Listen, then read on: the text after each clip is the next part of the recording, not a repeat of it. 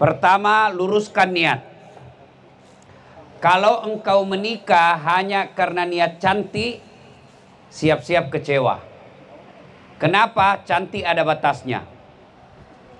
Kalau pengantin baru masih cantik, tapi tunggu kau 40 tahun yang akan datang, bohong kau kalau kau bilang masih cantik istrimu. Iya toh?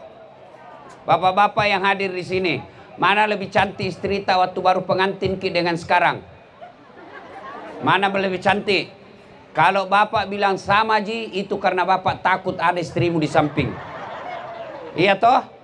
Pasti lebih cantik waktu kita pengantin baru. Maka kalau kau menikah karena cantik, siap-siap kecewa. Kenapa? Cantik ada batasnya. Yang kedua, kalau kau menikah karena dia kaya, siap-siap kau kecewa. Kenapa? Kaya ada batasnya. Kaya tahu Ustaz, tapi 8 bersaudara, akhirnya habis dibagi mananya. Jangan kau menikah karena kayanya semata. Kaya penting, tapi jangan jadi pertimbangan utama. Kenapa? Siap kau kecewa. Apalagi kita bagi laki-laki Bugis, malu kita kalau hidup di atas harta mertua. Hiduplah di kakimu sendiri agar kau bisa tegak kepalamu, tidak hina di hadapan mertuamu. Yang ketiga, jangan kau menikah karena itu. Mengerti Jakoto? Jangan kau pura-pura malu. Ya toh Dewi? Ih, cak biru-biru ibu tinggi bela. Ya, kalau itu jika kau menikah, siap-siap kau kecewa. Kenapa? Ada batasnya. Maka disebut bulan madu. Tidak dibilang tahun madu. Ringkas itu. Maka kalau begitu, kata Nabi, apa pertimbangan menikah? Kata Nabi, nikahilah dia karena cantik. Perlu cantik. Kenapa? Dia 24 jam di depan tak.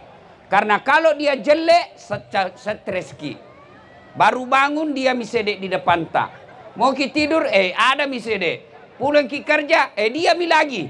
Mau ki makan, ada lagi di depan tak. Jadi kalau jelek, casingnya pasti cepat ganti casing. Cantik penting, tapi tidak boleh prioritas.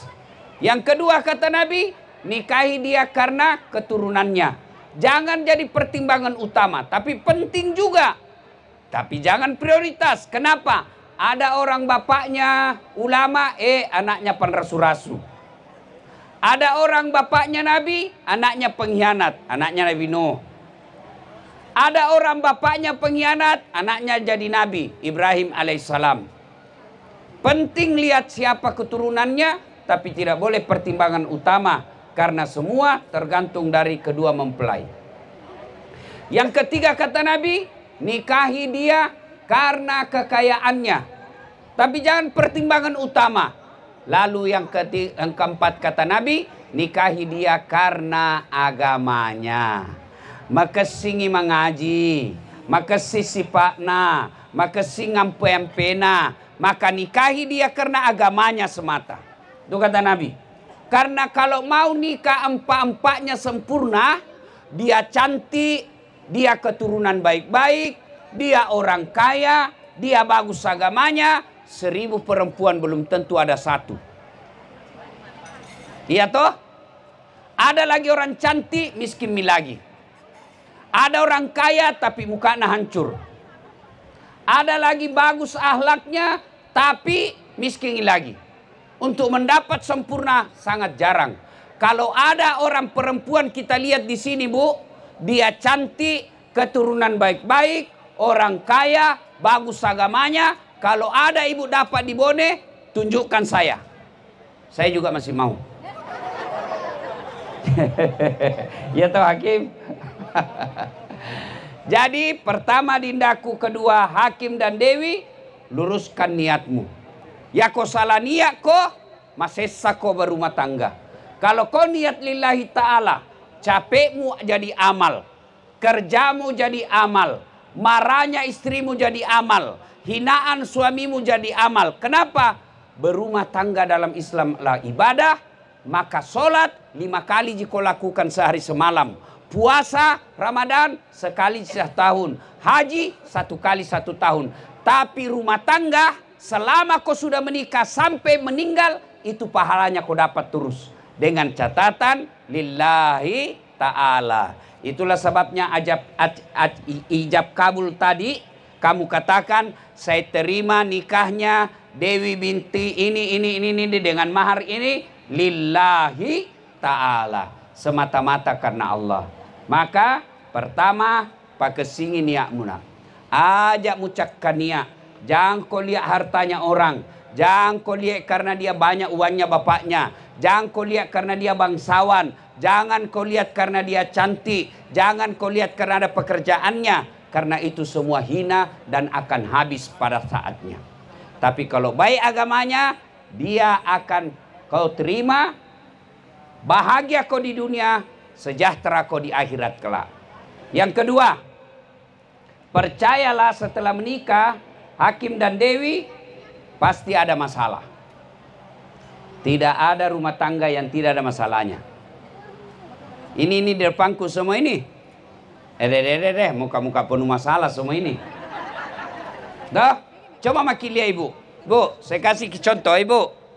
Bu, Pak, kalau cantik suami tak kita kira bukan masalah.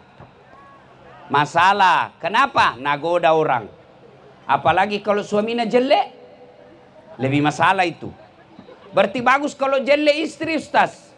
Jelek istri, nah hina orang. Kita semalu jalan sedia sama dia pergi pengantin. Yolo nondi, monri pa iya. Letu pokok deta si runtu. Sampai di gedung, nak bilang istri na mana makodayang, nak bilang ahin, tak jadi kak pergi mencer ya. Istri cantik masalah. Istri jelek masalah. Iya toh? Tidak ada rumah tangga yang tidak masalah. Coba lihat, waktu dulu pacaran apa masalahnya? Mau diterima lamarannya. Sudah diterima lamarannya, selesai masalahnya, muncul masalah besar, panai. Uang panainya cocok atau tidak? Sudah itu, apa selesai masalahnya? Tidak. Sudah pengantin, apalagi masalahnya? Mau punya rumah.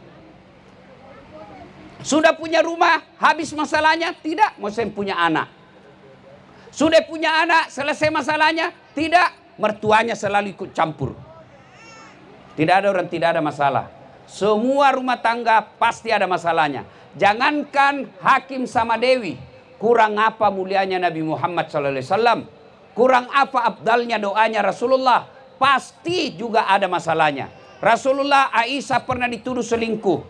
Rasulullah dalam dakwah pernah diusir dari kampung halamannya. Rasulullah dalam ekonomi pernah kelaparan sampai cucu beliau Hasan Hussein pucat karena beberapa hari tidak makan. Itu Nabi, apalagi seorang pegawai negeri. Apalagi sebagai pegawai honor. Apalagi kita yang hanya pekerjaan biasa-biasa. Pasti ada masalahnya. Berarti tidak ada rumah tangga yang tidak ada masalahnya. Ini yang ceramah sekarang. Ibu-ibu, ibu pikir tidak ada masalah ini penceramah? Banyak sekali masalahku saya ibu. Apa masalahku sekarang paling besar? Selama saya viral-viral, banyak janda-janda curhat. Ustaz, ada meninggal ini suamiku, kasihan. Adakah doa-doa penenang jiwa? Ku kasih mi doa-doa ibu.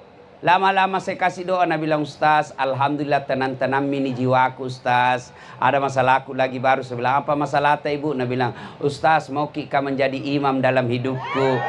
Saya bilang, mohon maaf ibu, saya penceramah, bukan imam. Coba toh, maka laki hakim. Tidak ada orang, tidak ada masalahnya. Lihat mi sebentar deh. Selesai kau menikah ini, baru mi muncul masalahnya. Apa? Muncul semua mi aslina. Waktu na dulu pacaran, hakim sofan namamo. Jalangi Dewi, na pegang itu tangan na. Nah, hati-hati kindi. Ada batu depan tak sayang. Hati-hati kok. Sekali na dua mi anak na. Tak tumpuk kaki na bilang di mana simpah matanu dongo. Iya toh? Begitu semua. Iya toh? Waktu na pacaran setiap malam minggu datang bawa bunga. Mana mau bunga plastik. Iya toh? Sekali dah sudah menikah, dede hilang semua itu. Waktu na mau tidur selalu salam sayang selalu. Sekali dah satu kamar nih, mai tenamo. Jadi kalau kamu tidak siap menghadapi masalah itu, yang kelihatan semua aslinya pasti stres kok. Nah, kalau begitu Allah sampaikan kepadamu Hakim dan Dewi, kalau ada masalahmu kata Allah, ista'inu bis-sabri was-shalah. Sabar kok, perbaiki solatmu, saya yang selesaikan masalahmu.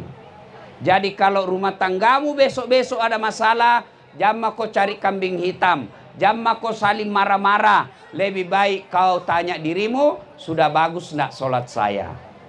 Kalau ada rumah tangga yang selalu masalah dalam hidupnya, pasti masalahnya karena dia tidak beres solatnya. Pada cengi sampajammu, pun Allah Ta'ala murusui masalahmu. Kecil buat Allah belikan kau mobil. Kecil buat Allah kasih ke rumah yang baik. Kecil buat Allah kasih kau keturunan anak yang soleh dan soleha. Allah cuma minta perbaiki solatmu. Kalau solatmu masih Senin Kamis, solatmu masih putus-putus, pasti rezekimu juga putus-putus. Kim, saya tanya ke dek. Misalnya saya ada temanku dua. Satu temanku si A rajin sekali datang ke rumah. Kalau datangi ke rumah pasti bawa oleh-oleh. Satu temanku satu kali di satu minggu datang. Atau satu kali di satu bulan datang. Ketika dua teman saya ini punya masalah dan minta tolong, kira-kira mana yang lebih cepat saya tolong? Mana ibu-ibu? Satu jarang ketemu, satu sering ketemu. Mana kira-kira yang saya tolong ketika ada masalahnya? Nah, yang sering ketemu. Begitu juga Allah. Kalau sekali di satu Jumat saja kau datang, itu pun paling terlambat datang, paling cepat pulang, hatib khotbah kau tidur, ada masalahmu. Tuhan capek menghadapi istriku ya Allah. Menendak-nendak bawa najama puang, de gagal, makut tutoni puang. Capek saya hadapi istriku ya Allah, capek mah hidup. Nabi bilang Tuhan, malaikat karena capek mi hidup cabut nyawana. Perbaiki saja sembahyangmu dek. Pertama, perbaiki solat. Yang kedua, tingkatkan kesabaran. Sabar, biar dia ulama, biar dia ustadz, biar dia profesor, biar dia orang kaya. Tapi kalau tidak sabar dalam rumah tangga, pasti tidak tahan itu rumah tangganya. Ibu-ibu yang ada di depanku ini, yang muka-muka sakaratil maut. Ya toh? Kenapa ibu bisa tahan sama suami sampai sekarang? Karena ibu sabar. Biasa mau maki cerai, tapi apa kita bilang? Hai, kasihan kak lihat anakku kodong. Siapa urus sih? Akhirnya dia pilih apa? Siap menderita, itulah sabar. Saya siap tahan Ustaz. Tidak apa-apa ji suamiku begitu. Karena saya sayang anakku, itulah sabar. Kalau tidak sabar, pasti cerai. Biar dia banyak duitnya. Kalau dia tidak sabar, pasti cerai meskipun dia ulama. Maka rumusnya sabar. Nah bilang, Ustaz, sabar ada batasnya. Selama ada batasnya bukan sabar namanya itu. Sabar tidak ada batasnya. Berat Ustaz, memang sabar berat. Kenapa? Karena hadiahnya bersama Allah. Innallaha ma'as-sabirin. Allah bersama orang-orang yang sabar. Kalau sabar tidak berat, hadiahnya cukup kipas angin. Hadiahnya bersama dengan Allah. Coba maki bu, ketemu ki saja Ustadz Dasat mau maki semua foto toh. Pada lapa saya ini jelek, kurus, pendek, hitam, apa kelebihannya? Iya toh? Saya akui bu, saya tidak gagah. Tapi saya penuh pesona. Mana Butina mau semua kau foto sama saya toh? Itu baru Ustadz. Gimana dengan Allah? Maka orang yang sabar kata Allah, innallaha ma'as-sabirin. Kalau dia sabar dalam rumah tangganya, Allah yang selesaikan masalahnya. Ada yang curhat, Ustadz. Ini kadang-kadang ibu-ibu kan sering curhat sama Ustadz. Gara-gara apa? WhatsApp suaminya nada apa? Itu pun WhatsApp salah kirim. Menangislah dia, tidak kusangka Ustadz. Ternyata ada pada ini selama ini baku WhatsApp suamiku. Ku dapat di WhatsApp na lope-lope. Minta cerai bagaimana menurut Ustaz? Saya tanya ibu, berapa tahun maki menikah? Nah bilang alhamdulillah Ustaz 30 tahun mi. Terus ibu ada mi rumah tak? ada mi Ustaz. Menangis itu, nah bilang ada mi Ustaz. Siapa beli itu rumah? Nah bilang, iya suamiku Ustaz. Saya bilang ada mobil tahu ibu? Nah bilang, iya alhamdulillah ada Ustaz. Siapa bayar cicilannya? Nah bilang, iya suamiku Ustaz. Ada mi anak tahu ibu? Nah bilang, iya ada kerjasama Ustaz. Dah? Saya bilang, Bu, apa masalah tak? Nah bilang, anu WhatsApp salah kirim. Saya bilang, Bu, masa tahu wah? Gara-gara WhatsApp salah kirim kita lupa kebaikannya suami tak yang tidak 10 tahun. Masa gara-gara WhatsApp salah kirim kita lupa kebaikan suami tak yang belikan ki rumah dan mobil. Suami ada salah biasa, tapi sabar ki Bu, karena belum tentu kalau dapat ki suami lebih baik daripada suami tak yang sekarang. Sabar maki saja. Orang yang sabar insya Allah bertahan rumah tangganya. Tapi kalau dia tidak sabar pasti tidak bertahan rumah tangganya. Tapi suamiku jelek Ustaz, sabar ki. Itu mi jodota yang terbaik. Kenapa Allah kasih ki yang jelek? Karena Allah tahu. Kenapa? Karena kalau suami tak gagah pasti malu jalan sama kita. Kenapa? Karena ibu juga jelek. Toh itulah yang disebut ilmu sabar. Sabar saja. Tiba-tiba besok ketahuan ternyata suami tak begini. Beda dengan yang kita kenal waktu masih pacaran. Sabar saja. Itulah yang terbaik. Ilmu sabar. Yang ketiga, kalau mau kau dapat bahagia rumah tangga dek, jangan mau kau belajar itu namanya apa itu parenting, baca-baca buku, sudah mi jami, itu saja. Rumusnya birrul walidain, berbuat baik kau sama orang tuamu. Mau kau lihat buktinya kebaikan orang tua. Saya tidak kenal Ki Hakim, baru Ki ketemu hari ini. Saya tidak kenal Dewi, baru saya ketemu hari ini. Tapi kenapa saya bisa berdarah-darah dan susah sampai ke sini? Ya, karena orang tuamu bos, bukan karena kamu. Lihat ini yang hadir, ini mewahnya ini pernikahan di sini. Jarang-jarang menikah mewah seperti ini di kampung. Apa karena kamu? Bukan, jasa orang tuamu. Maka mustahil kau bisa bahagia kalau kau tidak hormati istri dan orang tuamu. Tidak mungkin. Selesai kau menikah Hakim, jangan sampai kau takut sama istrimu sehingga orang tuamu kau hina dan tidak kau berbuat baik. Tidak mungkin itu. Kalau sudah kau menikah nanti, masuk kau di kamar, bikin kau MOU, kesepakatan. Sama saya waktu selesai menikah. Boleh kau marah sama saya. Gajiku ambil semua, itu rezekimu. Kau pakai habiskan, itu rezekimu. Boleh kau hina saya. Tapi jangan kau pernah coba-coba sakiti orang tuaku. Kalau orang tuaku kau sakiti dan kau pilih kau saya istrimu atau orang tuaku, saya pilih orang tuaku. Kamu ada namanya bekas istri, ada. Tapi namanya orang tua tidak ada bekas. Mustahil bisa bahagia rumah tanggamu kalau orang tuamu tidak kau hormati. Jangan kau bicara banyak uang, banyak pekerjaanmu, banyak pangkatmu. Tapi kalau orang tuamu kau tidak muliakan, tidak mungkin kau bisa dapat bahagia. Rumahmu barangkali bisa jadi besar. Mobilmu bisa jadi ada beberapa unit. Tapi kau tidak akan temukan kebahagiaan dalam rumah tangga. Kenapa? Orang tuamu kau hianati. Ya. Yang keempat, nasihat buat, karena ini hari Jumat, hari yang terbatas. Yang keempat, kalau mau kau murah rezeki, karena kita berumah tangga mau semua ki enak rezeki kita toh, sedekah. Mas sedekah kok sedikit apapun dan sedekah. Yang kelima, jangan kau ada sombong. Biar kaya orang, kalau sombong istrinya, sombong suaminya, ndak ada keluarga mau datang.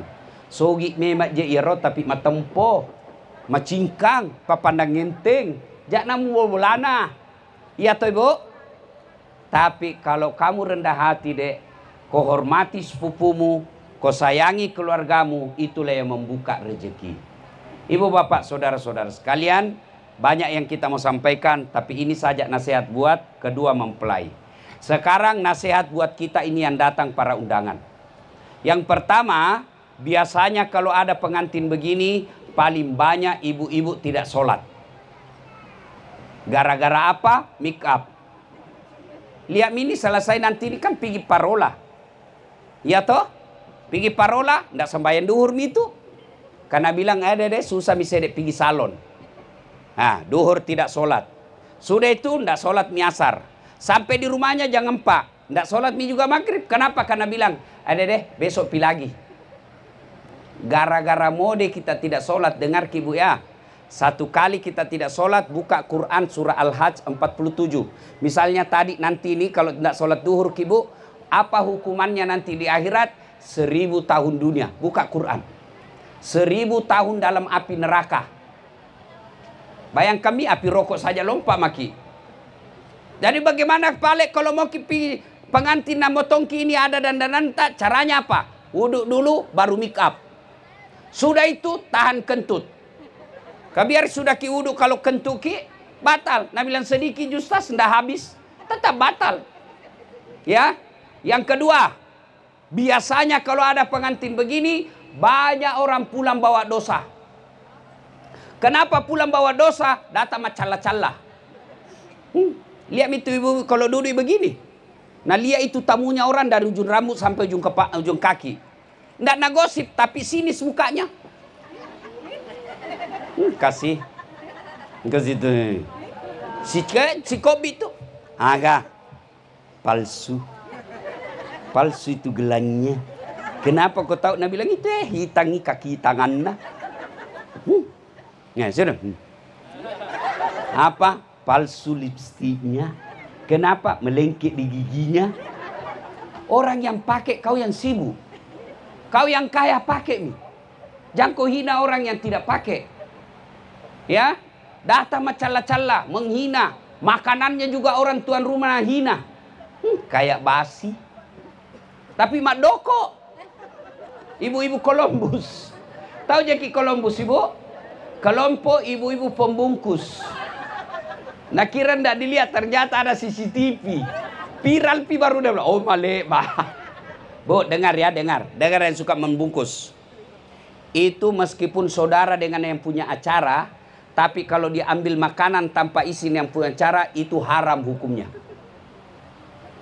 Biasa kalau ada pengantin begini, hilang sendok, hilang piring. Padahal piring sendok tidak bisa bergerak. Hati-hati.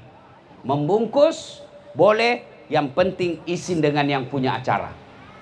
Yang ketiga, biasanya kalau ada acara begini, banyak praktek mubasir. Lihat makan, hampir itu semua ada sisanya setengah. Bagaimana kasihan itu yang punya acara. Dia beli nasi, beli kue, beli makan, lalu setengahnya kita buang. Siapa yang mau makan sisa? Lebih baik ambil sekedarnya saja, sedikit saja kita ambil kalau enak baru tambah. Daripada kita lihat ambil banyak kita sisa, praktek mubasir. Lihat makin nanti air itu paling sering korban. Air gelas. Baru setengah, simpan, ambil lagi yang lain. Itu teman-teman setan orang yang berpraktek mubasir. Yang keempat, biasanya kalau ada acara begini, banyak yang marah dan putus silaturahmi. Kenapa? Merasa tersinggung.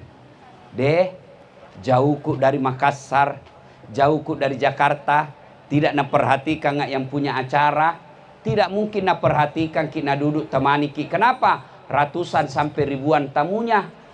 Maka mungkin dah jabat tangan, nah tinggal ki. Kenapa? Karena banyak tamunya. Kita tinggal mengerti saja kondisinya. Ibu bapak saudara-saudara sekalian, dan pada akhirnya kehadiran kita ini adalah doa bagi kedua mempelai. Mudah-mudahan rumah tangganya sakinah, mawaddah, warahmah. Terakhir ada yang saya lupa. Ini buat adik hakim. Besok-besok kalau marah kide, jangki gampang bilang talak. Ya, dengar ini bapak-bapak yang punya istri. Bertengkar boleh, tapi jangan bilang gampang talak.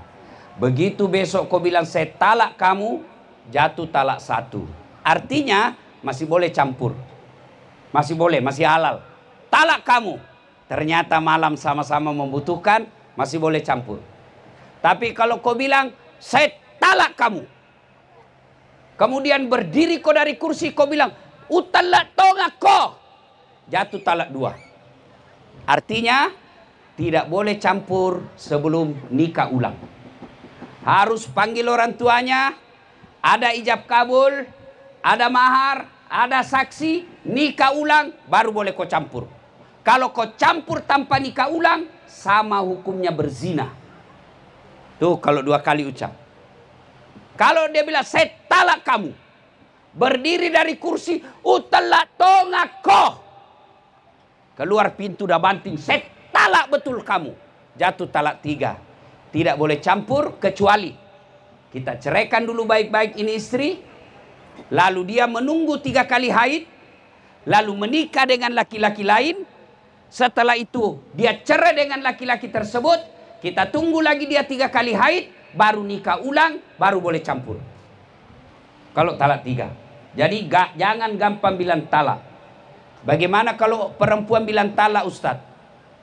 Kalau perempuan bilang talak, talaka, talaka, talaka, talaka, talaka, talaka, talaka. Biar sampai di atas pantatnya. Tidak sah talak. Kenapa? Talak ada sama suami, bukan pada istri. Karena waktu yang sangat terbatas, mudah-mudahan ada manfaat. Saya selesai turun dari mimbar, tidak ada waktu lagi untuk foto-foto dan jabat tangan, sebab saya mengejar penerbangan hari ini juga harus langsung ke Jakarta. Ini tadi dalam perjalanan mestinya lebih awal sampai, tapi karena macet di daerah apa namanya itu, saya tadinya sudah mau balik pulang ke Makassar. Saya bilang tidak mungkin kita dapat ini acara, karena saya mau langsung ke Jakarta lagi. Tapi ya sabar akhirnya sampai. Selamat berbahagia Dinda, Hakim dan Dewi. Ingat ketika kau besok ada masalah, ingat orang-orang yang datang, betapa banyak yang mendoakanmu, betapa banyak orang yang bahagia atas pernikahan, sehingga itu insya Allah akan menjadi benteng agar rumah tangga sakinah, mawaddah, warahmah.